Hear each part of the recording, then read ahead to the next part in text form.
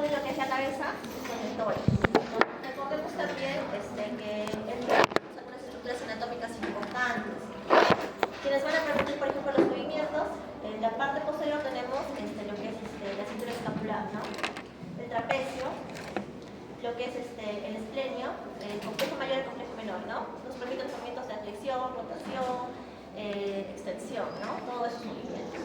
Otra estructura muy importante que vamos a verla, sobre todo con lo que son los ganglios linfáticos, es el esternocleidomastoideo, que está dividido en dos fascículos. En la parte anterior de este esternocleidomastoideo, recordemos que tenemos el paquete vascular nervioso del cuello, que es muy importante, ¿no? Recordemos un poquito la anatomía.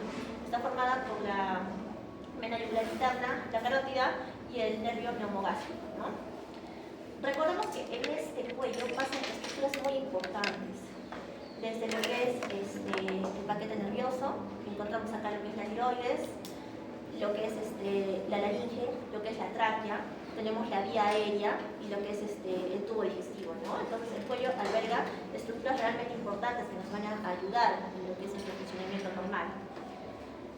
Hay dos estructuras también muy importantes que tenemos que recordar, que es el triángulo anterior y el triángulo posterior, ¿no? Esto recordemos un poco de anatomía. El triángulo anterior está delimitado por el borde inferior de la mandíbula, la parte anterior del esternocleidomastoideo y lo que es la línea media, ¿no? El triángulo posterior está delimitado por lo que es el borde posterior del esternocleidomastoideo, lo que es la clavícula y lo que es el borde anterior del músculo trapecio, ¿ya? Como todo este sistema, para realizar un examen adecuado del cuello, tenemos que hacer lo que es una inspección, una palpación, una auscultación y una percusión, ¿ya? Todo en este orden. ¿Cómo vamos a hacer el examen para que nuestro examen sea adecuado? Nos tenemos que colocar al frente del paciente, ¿no? Estamos nosotros de pie y frente a nuestro paciente. Tenemos que examinar el cuello en su conjunto, que es muy importante, examinar lo que es la glándula tiroides, examinar los ganglios linfáticos, examinar lo que son los vasos del cuello, examinar lo que es la laringe y lo que es la tráquea, que también es algo muy importante. Empezamos nuestra primera maniobra, la inspección. Inspección de la cara anterior, inspección la cara posterior y la cara lateral, ¿no? Inspección, ver, ¿no? Visualizar, ¿no? Y permite de esta manera apreciar si hay alguna simetría del cuello, si hay un cambio en la forma, si hay un cambio del volumen, si los movimientos están conservados o no están conservados, y ve el aspecto, ¿no?, del cuello, ¿no? Para examinar desde delante del paciente, le decimos al paciente, eleva un poco el mentón, ¿no? Y de esta manera podemos ver el cuello de una manera mucho mejor, ¿no? Tenemos que tener una alineación de la cabeza con los hombros, no va a ser con el checo primero, ¿no? Posteriormente le haremos al paciente que haga sus movimientos de rotación de la cabeza, ¿no? Pero primero el cuello en una posición normal, ¿no? Después le decimos no te incline para ver que si hay alguna masa o alguna contracción que nos llame la atención, ¿no? Y en la cara posterior vamos a examinar, nos colocamos el vértebra detrás del paciente, igual, le decimos que se encuentre en una posición natural, ¿no? Si vemos alguna malformación, o si no, que incline la cabeza, igual, nos puede resultar a la vista algún tipo de malformación que pueda haber en este cuello. El aspecto del cuello va cambiando según la morfología de la persona, ¿no? Recuerden que son las morfologías normales, ¿no? Algunas personas, los longilíneos, que son los ectomorfos, tienen un cuello más largo. Los que son patológicos, simplemente su morfología, ¿no? Los ectomorfos, que son un poquito más gruesitos, más gorditos, tienen un cuello más ancho, ¿no? Entonces es su morfología simplemente, ¿ya?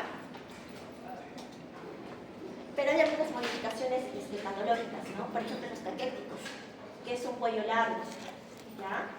En lo que hay un cuello corto, por ejemplo, en este paciente tiene un enfisema pulmonar, ¿no? Entonces es un cuello corto. En el síndrome de Klippel-Feil es un cuello muy corto, ¿pero por qué? Porque hay ausencia en las vértebras cervicales superiores, ¿no? Entonces vemos cómo este paciente está, ¿no? Y el síndrome de Turner también nos da un tipo de cuello, ¿no? Que se ven unos pliegues triangulares a los lados del cuello que van desde la apófisis mastoides, ¿no? Entonces estos aspectos nos indican patología, ¿no? Y más o menos qué patología puede ser. Tenemos que ver con la inspección lo que son los cambios de volumen. Si es un volumen difuso o es un volumen localizado. Si es unilateral o bilateral. Si es anterior o posterior. Si son simétricos los cambios de volumen o son asimétricos.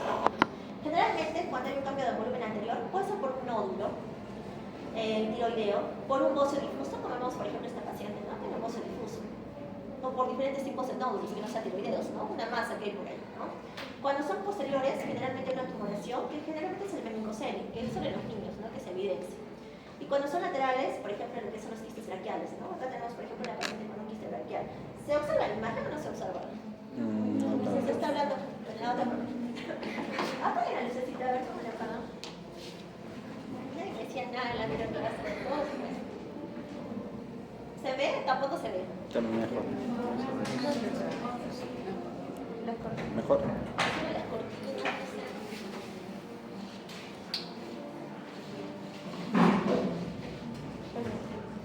En la anterior clase ya explicaban todo. A ver, dije, no he entendido nada, bueno, no importa. Igual estamos sacando las diapositivas, ¿ya? Entonces ahí todo lo que no hayan podido relacionar lo van a ver, ¿ya? Miren, aquí hay una masa, ¿ya? Si la visualizan, ¿no? Está delante del músculo esternocleidomastoideo y entre el músculo esternocleidomastoideo y la faringe, ¿no? Este es un quiste braquial, que generalmente es una patología congénita, ¿ya? También podemos palpar un aneurisma, ¿no? Tiene pulsación el aneurisma, ¿no? Entonces, si vemos pulsación, es un aneurisma, ¿no? Un lipoma, generalmente lipomas son bordes regulares, blando y se mueven, ¿no? Es un lipoma, ¿no? O un fibroma, que también tiene bordes regulares y se mueven, ¿no? Entonces, para diferenciar entre lipoma y fibroma, es necesario una ecografía. Cuando hay una disminución de lo que es la consistencia del cuello, puede ser por diversas patologías. Por ejemplo, una desnutrición severa, ¿no? Que va a haber una disminución de la consistencia de esto. Cuando hay una disección radical del cuello unilateral, va a haber una disminución de la consistencia, va a ser muy grave. ¿A qué se debe esta disección? Que nos hemos llevado el esternocleidomastoideo en el paquete ganglionar que se encuentra ahí, porque hemos encontrado una patología maligna, ¿ya? Entonces se va a ver, ¿no? Si es una unilateral o bilateral. O cuando hay una laringectomía, también hay una disminución de la consistencia, ¿no? Igual, nos hemos llevado a la laringe, ¿por qué? Porque también ha habido una patología maligna, ¿no? En lo que es la laringe. Los movimientos del cuello son muy importantes, ¿no? El cuello tiene el movimiento, recordemos, de flexión, extensión, flexión, rotación y flexión lateral, ¿no? En lo que es la flexión y extensión, normalmente lo mínimo es que tiene que ser 45 grados, ¿ya? Lo mínimo. Lo que es la inclinación lateral, lo mínimo son 40 grados, ¿ya? Y lo que es la rotación, lo mínimo son 70 grados, mínimo, ¿ya? Cuando hay una limitación de los movimientos, generalmente nos ubica o nos dice que hay una tortícolis, ¿no? Que es una contractura generalmente del músculo esternocleidomastoideo. Las tortícolis pueden ser adquiridas o congénitas. Congénitas son en los bebés recién nacidos, ¿no? ¿Y por qué? Porque durante la vida uterina adoptaron una posición que los llevó a que haya una tensión en ese músculo, ¿no? Entonces los llevó a adoptar una posición en la que el cuello se tornó curvado hacia un lado, ¿no? O también en el momento del parto, que hubo un parto traumático, ¿no? Que ocasionamos una tortícolis en el recién nacido. Y las adquiridas son unas personas mayores, ¿no? Niños mayores por haber hecho una mala fuerza. Generalmente cuando presentan las tortícolis los adultos, cuando han dormido mal, no hemos dormido sin almohada, bueno, hacemos con el cuello un poco torcido, ¿no? Y con dolor, ¿no? Entonces, por lo tanto, es muy importante saber cuáles son los ángulos de movimiento del cuello, el mínimo, ¿no? Que debe moverse un cuello, ¿no? Para diferenciar lo que es una tortícolis o no. Pasamos a la otra maniobra, que es la palpación. Lo que no hemos visto en la inspección, lo vamos a notar en lo que es la palpación, ¿ya? Entonces también esta manera es muy importante. Mediante la palpación, con movimientos suaves, se va a realizar en todas las direcciones. El cuello del paciente debe estar relajado.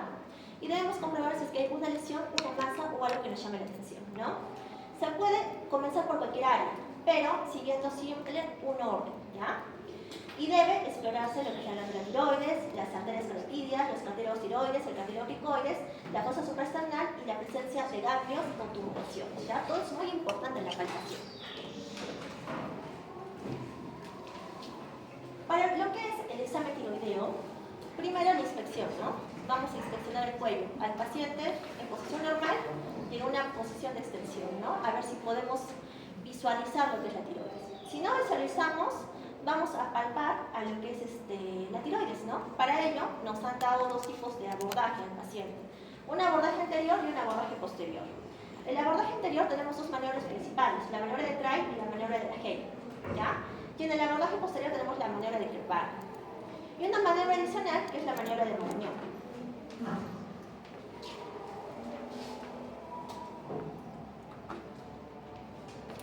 La palpación de la tiroides puede hacerse con una sola mano, pero ¿qué tenemos que hacer? Colocarnos delante del paciente, ¿ya? Y a un lado del paciente, delante y a un lado, ¿no? Para poder hacer lo que es la palpación de esto. Y se puede hacer con dos manos cuando nos colocamos detrás del paciente, ¿no? Tratando de abarcar toda la glándula tiroidea con nuestras manos, ¿no? Nuestros pulgares van a ir en la nuca y los dedos van a palpar la parte anterior de nuestra tiroides, ¿no? Los dedos, los 4 dedos. Cada uno va a palpar un lóbulo. Por lo general, una tiroides normal no se palpa ni se ve, ¿ya? Esa es una tiroides normal, ¿ya? Y durante el examen, al paciente se le invita a tomar un sorbo de agua. Si no tenemos el sorbo de agua, ¿qué le podemos decir al paciente? Por favor, señor, pase saliva, ¿no? Eso es importante, ¿no? El agrandamiento de la glándula tiroides se va a apreciar como un cuerpo blando, ¿ya? Que va, cuando le decimos al paciente, pase su sorbito de agua, pase saliva, automáticamente la tiroides sube, ¿no? Va a ascender, ¿ya? Entonces, eso nos indica que estamos preparando tiroides. Debemos examinar, recordemos, los lóbulos, el istmo, y anotar todo lo que encontremos, ¿no? Si hay un aumento de tamaño, la consistencia, cómo está, la superficie, si hay movilidad, si hay presencia o no de nódulos o quistes, y si hay sensibilidad a la palpación, ¿no? Sensibilidad a la palpación es un proceso inflamatorio, ¿no? Entonces, todo eso tenemos que anotarlo, ¿ya? Y cualquier crecimiento de la glándula, nosotros la vamos a llamar bocio automáticamente, ¿ya? La glándula grande es bocio. Entonces, hemos visto que para el abordaje posterior tenemos la maniobra de transbar, ¿no? ¿Cómo hacemos? Como está la figurita aquí. Rodeamos el cuello con ambas manos. Los pulgares van a estar sobre la nuca, ¿no? Y los 4 dedos restantes van a ir hacia cada uno de los lóbulos, como vemos acá, ¿ya? Primero vamos a colocar el pulpejo del dedo índice y del medio por debajo del cartílago cricoides. De esta manera, ¿qué vamos a hacer? Vamos a estar palpando lo que es el istmo, ¿ya? Hemos dicho, la consistencia del tiroides es una consistencia blanda, ¿no? Como una goma elástica, ¿no? Hay que ver la textura, ¿no? Y decimos al paciente, señor, tome su sorbito de agua o pase saliva. Normalmente el istmo, ¿qué va a hacer? Va a subir, va a ascender, ¿ya? Igual, con esta maniobra podemos decirle al paciente, inclínese a un lado, ¿no? Hacia el lado derecho y vamos a observar lo que es el lóbulo izquierdo, ¿no? O hacia el lado izquierdo para palpar lo que es el lóbulo derecho, ¿ya? Esto es muy importante. El abordaje anterior, recuerden las maneras que hemos mencionado anteriormente, ¿no? Nosotros nos vamos a parar frente a la persona, el cuello de esta persona está relajado, ¿no? Pero ligeramente en extensión, que nos ayuda un poquito. Para de esta manera vamos a exponer lo que es la glándula tiroides, ¿no? Y se van a colocar las manos alrededor del cuello, ¿no? Y los pulgares en el plano anterior. ¿Quiénes van a ser los que hacen el trabajo en este abordaje anterior? Los pulgares, ¿ya? Los pulgares son los que van a hacer todo el trabajo aquí. Tenemos la maniobra de Craig. Como vemos aquí, estamos de frente al sujeto, ¿no? Y el pulgar de cada mano va a palpar el lóbulo del lado opuesto. Miren, ¿ya? Por ejemplo, aquí tenemos nuestro pulgar derecho que va a palpar el lóbulo izquierdo, ¿no? Y vamos a hacer buscar lo que si hay presencia o no de nódulos, ¿no? Igual acá, palpamos con nuestra mano izquierda lo que es el lóbulo derecho, ¿ya? Este abordaje, la maniobra de Craig, es una sola mano, ¿no? Y lo que es la maniobra de la Hay son 2 manos, ¿ya? Entonces es un abordaje bimanual, ¿ya? También protagonista los pulgares, ¿ya? Como dice acá, se coloca el pulpejo del dedo pulgar contra la cara lateral de la tráquea superior, ¿ya? Como está en esta parte.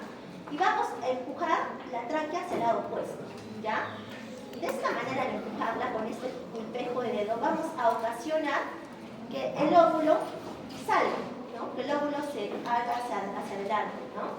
Y de esta manera, con el otro dedo contralateral, vamos a palpar lo que es la tiroides, ¿no? En busca de algún tipo de asimetría, de un tipo de un nódulo, en busca de un tipo de masa, ¿no? Entonces, estas maniobras son muy importantes. Otra maniobra que hemos mencionado es la maniobra de Marañón, ¿no? Que recuerden ser la primera diapositiva, ¿no? Que es la que nos indica un bocio enterotorácico, ¿no? En la cual le decimos al paciente que levante las manos y extiende el cuello. Si hay una disnea que va aumentando progresivamente, nos indica que hay ese tipo de bocio. Recordemos esta tabla, que es muy importante. Generalmente, hemos dicho, tiroides normal no se palpa ni se ve, ¿no? Cuando hay un grado de bocio, grado 1A, hay una tiroides aumentada de tamaño, ¿ya? Palparle Vamos a palparla, pero no va a ser visible a lo que es la extensión. No le decimos al paciente extiende el cuello y no vamos a verla, pero sí, haciendo las maniobras la vamos a palpar, ¿ya?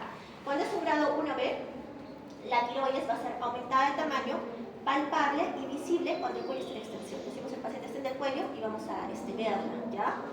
Y cuando es un segundo grado, la tiroides va a ser aumentada de tamaño en la inspección, ya la palpación también va a ser aumentada de tamaño. No es un grado 2. Muy bien, algunos agrandamientos de la glándula se ven por diversas patologías, ¿no? Por ejemplo, tenemos agrandamiento difuso de la glándula. Cuando es difuso, pensamos en un bocio difuso. Según nuestra medición de hormonas tiroideas, nos puede decir medimos lo que es la TSH y la T4 libre, ¿no? Si hay un hipertiroidismo, ¿en qué pensamos? Con un bocio difuso en una enfermedad de Graves-Basedow, ¿no? Si hay un hipotiroidismo, pensamos en lo que es una tiroiditis autoinmune. Y si es una persona que tiene los hormonas normales, eutiroideo, bocio difuso, pensamos que es un bocio eutiroideo, ¿no? Cuando hay un agrandamiento nodular, pensamos en lo que es un bocio nodular autoinmune. Cuando hay un nódulo solitario, sospechamos de malignidad. Y más esa es consistencia dura, más nos hace la sospecha que es malignidad, ¿no? Cuando son nódulos múltiples, pero vemos que hay un nódulo que es dominante, hiperfuncionante, sabemos con ecografía, pensamos en lo que es un adenoma tóxico, ¿no? Y lo más frecuente es la enfermedad de Blumer, ¿no? Cuando son nódulos múltiples con nódulos hipofuncionantes, pensamos en lo que es una tiroiditis. Cuando sentimos lo que es el frémito o una auscultación de soplo, pensamos en lo que es la enfermedad de Graves-Basedow. Recuerden que la tiroides normal, en el cuello no se debe auscultar ningún soplo, ¿no? Ni ningún roce, ningún frémito. Y cuando hay una falta de desplazamiento del utorio, o sea, palpamos tiroides, pero al decirle que pasa saliva o que tome su sorbo de agua, no se mueve, no se levanta el istmo, no asciende, sospechamos en que es malignidad. Estructuras importantes, los ganglios linfáticos también, es muy importante, ¿ya? ¿Cómo tenemos que describirlos en historia clínica? ¿Dónde están localizados? ¿Cuál es su tamaño? ¿Cuál es su forma? ¿Cuál es su consistencia? Si son delimitados, si hay movilidad y si hay sensibilidad, ¿no?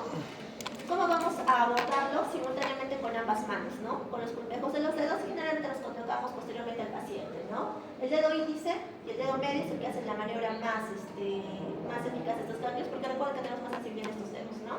Recordemos un poquito el componente anatómico, ¿dónde se encuentra? El preauricular, delante del trago. El retroauricular, en lo que es la mastoides, ¿no? El occipital, en la base del cráneo.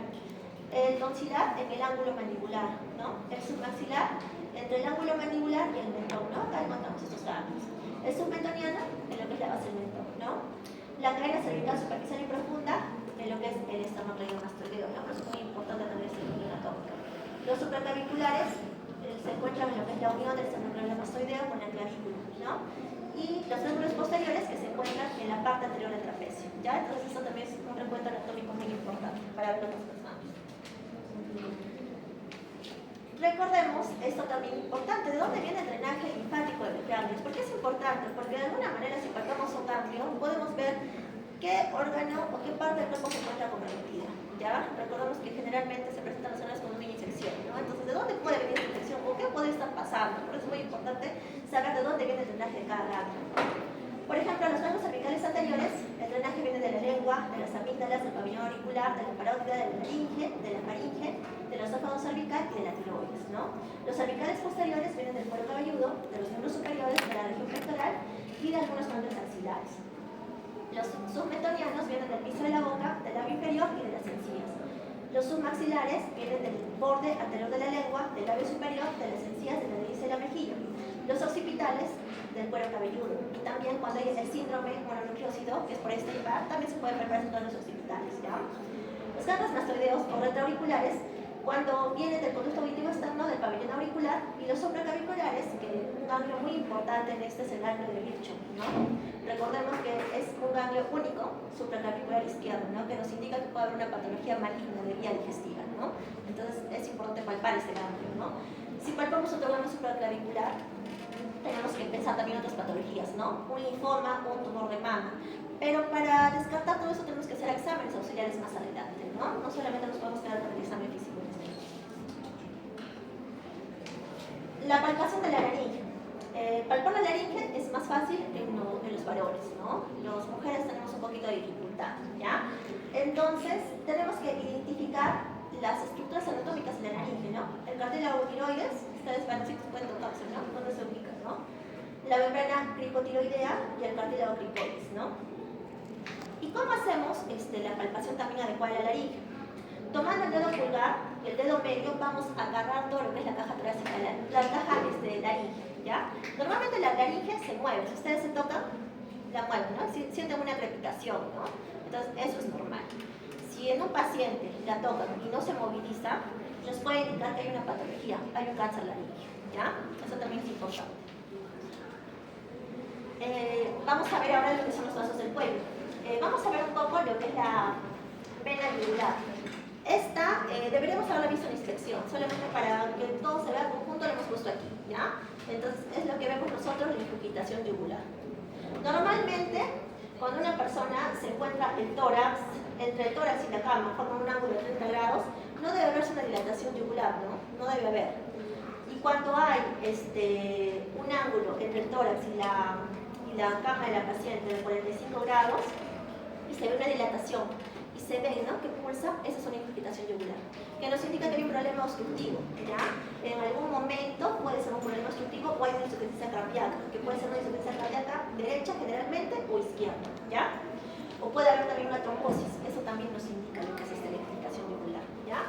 Hay un síndrome, que es el síndrome de la vena cava superior, ¿ya? Que se presenta con la infiltración yugular, hay circulación colateral en esta parte, eso lo han visto en la primera kinesiología como la circulación colateral, y hay un aumento, un edema en cara y un edema en cuello, ¿no? ¿Y cómo es este síndrome de la cava superior? ¿Qué nos indica? Que hay una obstrucción en esa vena, ¿ya? Por alguna patología, entonces hay que hacer el estudio del paciente, ¿ya? Muy bien. Tenemos lo que es ahora ver lo que es el pulso carotídeo. ¿Cómo vemos el pulso normalmente? ¿Ya? Colocamos el dedo índice y el dedo medio en forma de gancho, por delante del borde medial del esternocleidomastoideo. Para verlo un poquito más fácil, bueno, tocamos la parte inferior, ¿no? O podemos hacer una línea imaginaria que pase por el cartílago tiroides, ¿no? Y de esta manera ahí tocamos el pulso. No le decimos al paciente un poquito que se vaya para el costadito, ¿no? Una vez por lado, ¿no? Generalmente, como hemos dicho, no se debe escuchar ningún latido, ni palpar frente. Si palpamos un roce, automáticamente tenemos que auscultarlo, ¿ya? Lo normal es que no se escuche nada, ningún soplo, nada, ¿ya? Entonces, tenemos que palparlo con nuestros deditos, que son muy importantes. Tenemos un signo, que es el signo de Brusset, ¿ya? En el cual la onda del pulso es frecuente y la pulsación también es más amplia, ¿no? Y tenemos otro signo también que es el signo, bueno, este signo de Brusset también lo que nos provoca es que según lo que es el movimiento o el latido del pulso, la cabeza se ve hacia adelante y hacia atrás, hacia adelante y hacia atrás, ¿ya? Nos indica también que hay una obstrucción en lo que es la arteria carotídea, ¿ya? Esto también es muy importante. La auscultación, hemos dicho que no debemos auscultar nada, ¿no? No debemos auscultar soplos, no debe haber fremitos, ¿no? Si encontramos un fremito, automáticamente auscultar, ¿no? ¿Qué le decimos al paciente? Que se coloque de cúbito dorsal y que aguante la respiración, ¿no? Y nosotros vamos a escuchar con nuestro estetoscopio, ¿no? Como hemos dicho, no debe haber ningún tipo de soplo, ¿ya? Si hay un soplo en la glándula tiroidea, nos indica que puede haber un hipertiroidismo, ¿no? Si hay un soplo arterial o estenosis en las arterias caróticas primitivas, nos indica que hay un problema en la carótida, ¿no? Si hay un soplo, también podemos encontrar soplos irradiados de problemas valvulares aórticos, ¿no? Que también puede verse. Y si hay un soplo venoso, generalmente es por aumento de la velocidad circulatoria, ¿ya? Pero en un paciente normal no debe haber ni soplo ni freno. Muy bien, eso es todo respecto al cuello. ¿Alguna pregunta? No se olviden las tres cosas importantes, ¿no? Inspección, palpación.